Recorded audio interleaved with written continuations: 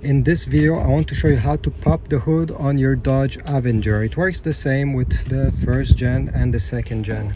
So you're gonna go in the driver's side footwell, okay, that's the steering wheel. Gonna go here and you're gonna pull this latch.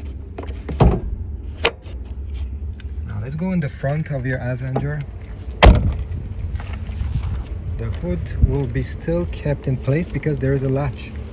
I know it's hard to see, I'll show you in just a few seconds, but there's a latch towards the right side of the emblem over here that you need to push towards the left. Once I open the hood, it will make more sense to you. So push that latch towards the left and pull the hood up. See, this was the latch I was talking about. And thus, this is how you need to push it. And at the same time, lifting the hood.